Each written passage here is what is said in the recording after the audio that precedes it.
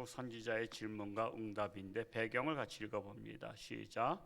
남방 유다가 멸망한 것은 BC 586년인데 하박국 선지자는 BC 610년경에 기록한 점으로 보아 율법이 해이하고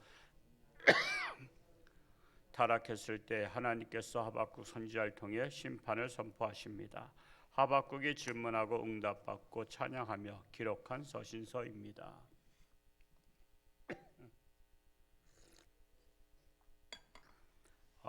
이것은 하박국 선지자가 남유다가 멸망하기 24년 전에, BC는 숫자가 많을수록 과거잖아요.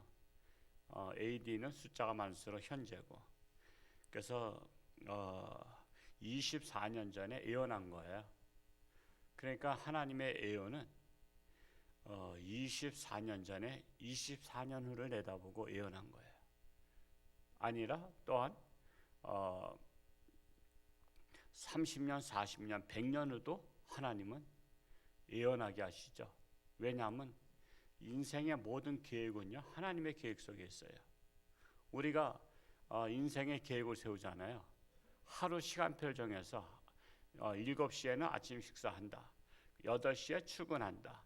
그리고 또 12시까지 일한다. 12시부터 1시까지 점심을 먹는다.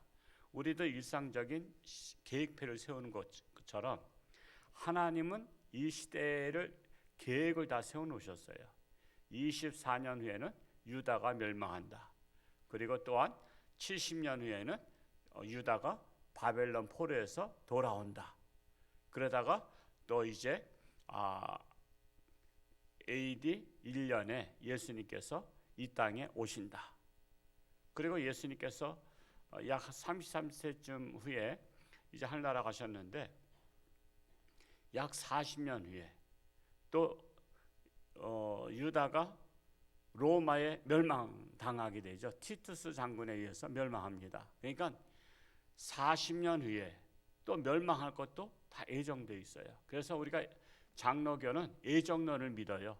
예정론. 내가 구원받은 것은 하나님의 예정하심이 있었다는 겁니다. 하나님의 계획하심이 있었다는 거예요. 그래서 내가 그냥 내가 찾아가서 믿은 것이 아니라 하나님께서 어떤 집사를 통해서 어떤 권사를 통해서 나를 구원하시기로 예정되어 있어요. 그러니까 우리는 그것을 감당하기 위해서 우리가 전도하는 거예요. 하나님께서 나를 통해서 누구를 구원하실지, 그리고 나를 들어쓰심에 대한 감사. 여러분, 하나님이 들어쓰시면 감사한 거 아시죠? 제가 어렸을 때만 해도요, 초등학교 다닐 때 선생님이 학생들 보면서 야, 이민수 물 좀 떠올래? 그러면 제가 싫어했을까요? 좋아했을까요? 선생님의 관심을 받는 것은 좋은 일이에요. 선생님이 나를 알아줬잖아. 그래서 알아주는 자에게 심부름을 시켜. 하나님이 알아주는 자에게 전도를 하게 하셔요. 에이, 쟤는 글렀어. 쟤는 뭐 해봤자 되지도 않아. 에이, 쟤는 별 볼 일 없어. 그러면요, 하나님께서는 믿을 만한 자에게 전도할 수 있도록 하신다는 사실이에요. 그러니까 쓰임 받는다는 것은 자랑스러운 일이에요. 내가 하나님께서 나를 쓰시는구나. 나를 인정하셨기 때문에 쓰시는 거 아니에요? 뭔가 내가 딱 이렇게 연장을 들었을 때, 이 연장을 쓸까, 저 연장을 쓸까, 이 연장이 마땅한 것 같아. 그러면서 연장을 들어 쓰잖아요. 왜냐하면 그것이 마음에 들기 때문에. 마음에 드는 연장을 들었어요. 그것처럼 하나님은 마음에 드는 사람을 들어 쓰셔요. 그래서 우리가 이번에 전도잔치나 이런 거 하는 것은요, 내가 하나님의 마음에 드는 사람인가를 확인해 볼 수 있는 기회가 되는 거야. 그렇게 생각하면요, 나를 하나님 들었어 주옵소서. 내가 여기 있나이다. 이사야 선지자 고백했죠. 하나님, 내가 여기 있나이다. 나를 들었어 주옵소서. 내가 여기 있나이다. 옛날에 왕들이요, 옛날에 그 왕건이라는 연속곡 있었어요. 그 고려 시대 창조하신 그 창건하신 왕건 있을 때 보면 신라와 싸우고 또 백제와 싸우는데 누가 나가서 싸울 거 그러면요, 저 장군들이 이번에 제가 나가게 하소서 그래요. 제가 나가게. 여러분, 전쟁에 나서 죽을 수도 있어요. 근데도 제가 나가겠습니다. 그런다고. 그러면은 서로 그래. 아닙니다. 제가 나가겠습니다. 제가 나가겠습니다. 그렇게 보면요, 왕이 흐뭇하면서 요번에 신승겸 장군이 나가서 싸우도록 하게 황공무지로소이다. 여러분, 왕이 이번에는 어느 장군이 나가서 싸우게 그러면요, 그 장군은 감격해가지고 나가서 싸우는 거 아시죠? 우린 그걸 통해서 하나님과 우리 사이를 봐야 돼요. 하나님, 이번에 저를 들었어 주옵소서. 지금 다 그러는데 이번에는 김집사를 들어쓰겠다. 그러면 황공무지로소이다. 하나님께서 나를 들어쓰시겠대. 이번 전도잔치에 나를 들어쓰시겠대. 하나님의 마음이 아파하면 들어쓰시는 거야. 하나님의 마음이 아파하다는 것은 하나님께서 사랑하시고 하나님께서 나를 인정하신다는 거야. 그러니까 우리는 감격적으로 할 수가 있다는 거예요. 이번에 하나님께서 나를 들어서 주옵소서라고 기도할 수 있기를 축복합니다. 자, 묵상 1번 1장 1절 11절 중심인데요. 같이 읽어봅니다. 시작. 타락한 시대에 침묵하시는 하나님께 질문하는 하박국. 하박국 선지자는 패역, 겁탈, 강포가 눈앞에서 펼쳐지고 율법이 해이하고 정의가 땅에 떨어졌는데 왜 하나님은 침묵하시냐고 울부짖습니다. 그러나 하나님은 반드시 심판이 있음을 분명하게 말씀하고 있습니다. 패역한 시대는 의인이 괴롭습니다. 왜 하나님은 악인들을 당장 심판하지 아니하시고 침묵하시는가? 당장 심판하신다면요, 살아날 사람 없어요. 우리도 마찬가지야. 우리도 잘못했을 때마다 즉각 심판하시면 우리 다 죽어. 그래서 하나님은 길이길이 참으시는 거야. 왜? 회개하고 돌아오기를 기다리다가 그래도 안 되면 마지막에 어쩔 수 없이 심판하시는 하나님이셔요. 여러분, 사랑은 오래 참고, 고린도 전서에 나오잖아요. 13장에 사랑은 오래 참고. 여러분, 사랑하면요, 회개하고 돌아오기를 오래 참는 거예요. 사랑하지 않으면 못 참아. 사랑하지 않으면 즉각 심판해. 근데 사랑하면 참는 거야. 여러분, 자식들이 잘못된 길로 가면요, 참아요? 아니면 호적에서 파가라래? 호적에서 파가라 하지 않고 참아요. 회개하고 돌아오기를. 가출한 자식이 돌아오기를 바라지, 야, 그냥 호적 파가, 그러지 않아요. 왜? 사랑하기 때문에. 그래서 우리는 하나님께서 우리들을 잘못된 길로 가도 야단을 치시면서 징계하시면서 회개하고 돌아오기를 기다리시는 하나님이셔요. 그러니까 내가 볼 때 왜 죄를 빨리 안 칩니까? 했는데 하나님은 그도 사랑하셔. 악인도 사랑하시는 하나님. 그래서 그가 돌아오기를 기다리신다는 거예요. 이 하나님의 기쁜 뜻을 알면 왜 저렇게 범죄자들이 득실거리는데 하나님은 즉각 심판하지 않으실까? 그것이 이해될 수 있다라는 사실입니다. 2번 1장 12절에서 2장 20절 중심입니다. 같이 읽어봅니다. 시작. 하박국 선지자는 두 번째로 어찌 바벨론과 같은 악인들이 하나님의 백성들을 삼키는데도 보고만 계시는가 탄원합니다. 이에 하나님은 비록 바벨론을 잠시 심판의 도구로 사용하여 이스라엘을 멸망시키더라도 하나님을 신뢰하고 흔들리지 않는 믿음을 가지고 정진할 것을 말씀하십니다. 지금 같은 시대에도 의인은 믿음으로 삽니다. 악인은 하나님의 심판의 도구입니다. 심판의 도구가 문제가 아니라 심판받는 자의 문제죠. 심판하는 도구가 문제가 아니에요. 악인이 문제가 아니라니까요. 악인에 의해서 심판받는 의인들이 문제예요. 예를 들어서 아들이 잘못했어요. 아들이 잘못했는데 휘철이 가지고 때려. 그러면 휘철이가 문제예요? 잘못한 아들이 문제예요? 이거 뭐 누구나 다 잘 알잖아요. 휘철이가 문제가 아니라니까. 아들이 잘못하지 않으면 사랑의 휘철이 쓸 일이 없어. 근데 잘못할 땐 휘철이를 써. 그러면 이 아들이 볼 때는 저 휘철이가 문제인 것 같은데 자기가 잘못한 게 문제인지를 깨닫지 못하는 거야. 하나님은 악인을 인생 채찍으로 들어 쓰셔요. 그러니까 악인이 문제가 아니라니까. 사실은 엄밀히 따지면 저 북한의 김정은이가 문제가 아니라니까. 나만이 정신 차리지 못하고 있는 게 문제지. 정신 못 차리고 깨어 기도하지 아니하니까 하나님은 악인을 김정은을 북한에다가 처박아 두고서는 호시탐탐 노리는 거야. 그래서 우리가 정신 차려야 되는 거예요. 그러니까 하나님의 마음을 깊이 알면요, 이 세상 돌아가는 원리를 다 이해한다니까. 지금 우리나라 문제는 김정은이 문제가 아니라니까. 나만이 지금 정신을 못 차리고 있는 게 문제라니까. 김정은은 하나님이 악인을 들어서는 희철이에요. 우리가 정신 못 차릴 때 쳐들어온단 말이야. 그래서 우리는 김정은을 치워달라고 그러고 김정은 하나님 심판해달라고 하지만 나만이 회개하지 않는 한 김정은 심판 안 받아. 왜? 인생 채찍으로 하나님이 들어 쓰시는 악의 도구거든요. 우리가 이 깊은 뜻을 알면 김정은을 빨리 무찌르게 해달라고, 김정은 죽여달라고, 데려가달라고 기도할 게 아니라 나만이 정신 차리게 해달라고 기도해야 되는 거예요. 나만만 정신 차리면 김정은은 하나님께서 다 이제 너는 더 이상 쓸 필요가 없다. 그러면 이제 물리쳐 주시는 거예요. 3번을 볼까요? 3장 중심입니다. 읽어보겠습니다. 시작.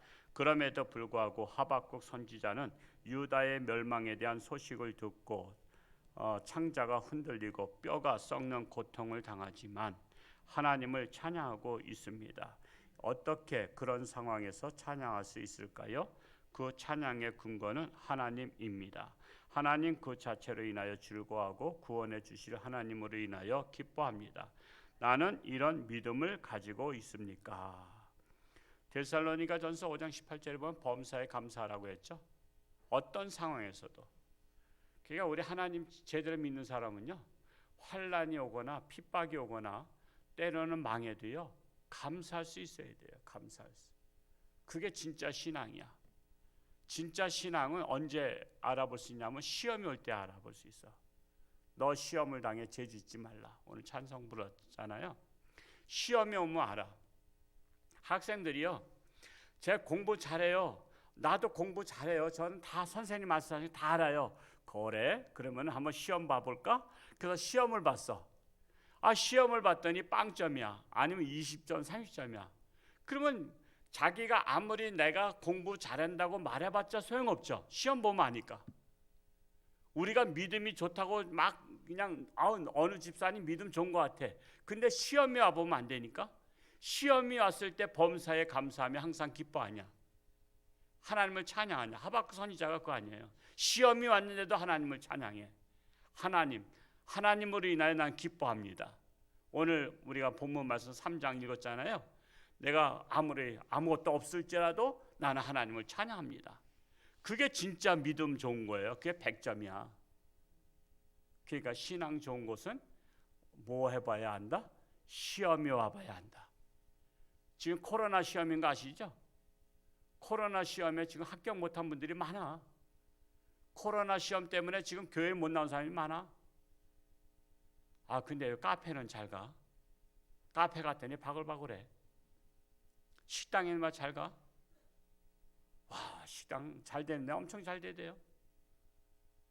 어저께 우리 목회자 기도회 우리 교회에서 하고서는 저 원골 식당에 갔는데 자리가 없어. 예약하지 않았으면 들어갈 자리도 없어. 그렇게 바글바글해. 식당엔 잘 가고 카페는 잘 가는데 왜 교회는 안 오냔 말이야. 안 믿는 사람들은 그렇다고 치고 하나님을 믿는다고 하면서도 이 코로나 시험에 불합격한 사람이 얼마 많은지 몰라. 하나님은요, 착한 걸 기준 두지 않아요. 믿음을 기준으로 둬요. 세상 사람들은 착한 걸 기준으로 둬. 예수 안 믿어도 착하면 천국 가리라 생각해. 아니에요. 어림없어요. 하나님은 믿음을 기준으로 두는 거예요. 너희가 믿음에 있는가 너희 자신이 시험하고 너희 자신을 확증하라. 믿음으로 하늘나라 가고 안 가고지 착한 일, 백날 착한 일 많이 해봐요. 천국 가나. 불교 신자들 중에서 착한 일 하는 사람이 얼마나 많은지 몰라. 불교 신자 중에서도. 다른 하나님 안 믿는 사람들 중에서도 착한 일은 많이 해. 도리어 하나님 믿는 사람들이 착한 일 더 많이 안 해. 착한 일 별로 하는 걸 제가 많이 못 봐요. 불교 신자들 중에서는 재산 바쳐가지고요, 학교에다 장학금을 막 몇십억씩 내는 분도 있어. 재산을 다 기부하는 분도 있어, 학교에다가. 근데 하나님 믿는 사람들은 그런 게 없어. 오로지 자기와 자기 자식들이야. 오로지 내 재산 자식한테만 물려주려고 안간힘을 쓰잖아요. 미국 사회는 그렇지 않아요. 교회들이 평상시에 별로 없어도요, 그냥 돌아가실 때 하나님께 바치는 분들이 많대요. 내가 하나님께로부터 받았으니 하나님께로 돌려드립니다. 그래서 교회가 조그마도 부자야. 왜?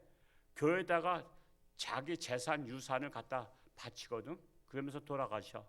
그냥 교회는 그 사업을 하는 거예요. 하나님 사업을. 그래서 미국의 교회는 저력이 있어요. 우리가 믿음으로 구원받는 사실을 아셔야 됩니다. 한 기저, 오늘 말씀 읽으면서 마음에 와닿는 말씀 한 구절을 되뇌어 봅시다. 오늘 읽었던 말씀 중에 하박국 3장 17절과 18절 말씀을 다시 한번 읽어볼까요? 시작. 비록 무화과 나무가 무성하지 못하며 포도나무에 열매가 없으며 감람나무에 소출이 없으며 밭에 먹을 것이 없으며 우리의 양이 없으며 예양간에 소가 없을지라도 나는 여호와로 말미암아 즐거워하며 나의 구원의 하나님으로 말미암아 기뻐하리로다 그랬습니다. 비록 가난할지라도 비록 어려울지라도 나는 하나님으로 인해서 기뻐하는 자가 됩시다 라는 것입니다. 말씀을 묵상하면서 나의 삶에 적용할 것과 실제적으로 행동에 옮길 것을 구체적으로 적어봅시다. 우리 교회 범사에 감사하는 자, 이래도 감사 저래도 감사, 만나면 감사, 당신 만나서 감사 해서 감사가 넘치는 교회가 되는 것이 목표입니다. 감사하는 성도는 더욱더 풍성한 삶을 살게 합니다. 오늘 하루 돌아보며 한 줄로 감사를 적어봅시다. 홍천군에 나라를 위해서 기도하는 지혜종들이 있음에 감사합니다. 나라를 위해서 기도하는. 지난 주일날 어떤 분이 우리 교회로 왔어요. 자기가 다닌 교회는 못 다니겠대. 나라를 위해서 기도하니까 나라를 위해서 기도하지 말라 그랬는데, 아니 나라를 위해서 기도하지 말라는 교회도 있어. 그리고 동성애를 찬성하는 교회가 많아. 여러분, 동성애를 찬성한다는 것은 하나님께서 동성애 하지 말라고 그렇게 많이 말씀했는데도 그냥 결국 하나님을 무시하는 교회야. 하나님을 믿는다면서 하나님 말씀을 무시하는 거예요. 하나님에게 상처 주는 거예요. 하나님께서 말씀하시는데 아니다, 그거 잘못됐다. 하나님이 잘못됐다는 거예요. 동성애를 서로 결혼하고 서로 사랑하고 그래야 되는데 하나님이 잘못됐다는 거야. 동성애를 지지한다는 것은. 아니 어떻게 교회가 하나님 잘못됐다고 말할 수 있어요?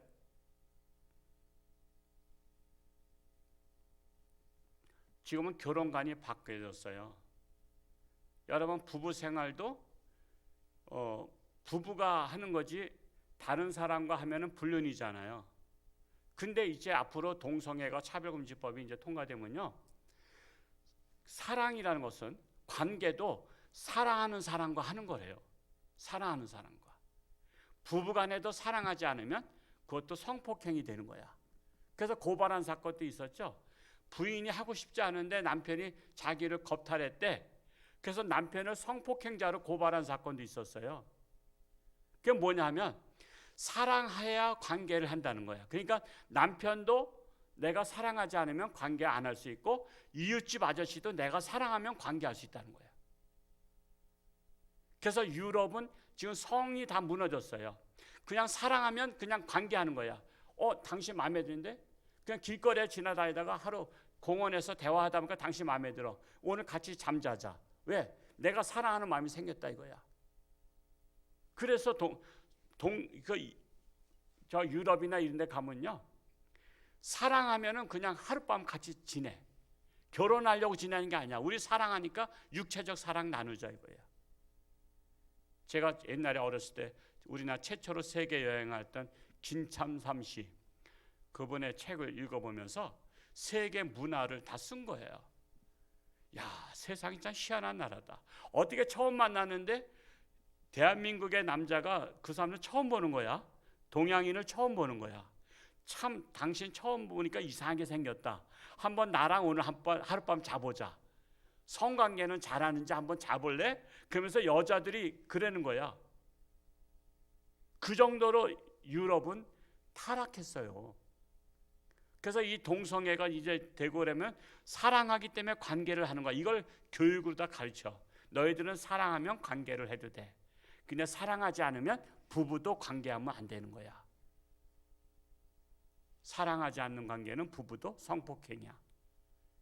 그 남편을 고발하고 아내를 고발하고 그런 세상이 되는 거예요. 여러분 이런 거 생각하면 뒤집어져요. 정말 뒤집어지는 세상 되지 않도록 우리는 정말 나라 위해서 기도해야 돼요. 지금 국회의원들이 그런 세상 만들겠다는 거야. 사랑하면 관계를 아무나 가질 수 있는 좋은 세상 만들겠다 그러는 거야. 그들은 사랑하기 때문에 왜 관계를 못하냐 이거야. 이웃집 아저씨하고 왜 못하냐고요. 사랑하는데. 그런 세상을 만들겠다고 법제화시키겠다고 하는데 우리가 깨어서 이런 것들을 반대해야 돼요. 적극적으로. 그게 바로 하나님이 기뻐하시는 일이에요. 글로 쓰는 기도는 영원히 보존되는 기도입니다. 한 줄에 마음에 담아 기도를 주님께 올려드립니다. 우리나라를 이러한 불의로부터 악의 세력으로부터 구해 주소서라고 기도하시고요. 이번 예사랑 초청잔치에 전교인이 동참하게 하소서. 여러분의 구역 교구에 아마 이번 주에 또 나와도 아직도 한 명도 전달하지 못한 분들이 있을 거예요. 근데 그분들한테 용기를 주시고 기도해 주시고 용기를 가지고 당신이 식당에 가자고 하는 것처럼 교회 가자 소리 왜 못하냐 이거야. 밥 먹으러 가자 소리는 하는데 교회는 왜 못 가자 하냐 이거야. 믿음을 달라고 기도하시기 바랍니다. 그렇게 해서 여러분의 전 구역 성도들이 정말 함께 동참하는 자들이 될 수 있기를 축복합니다.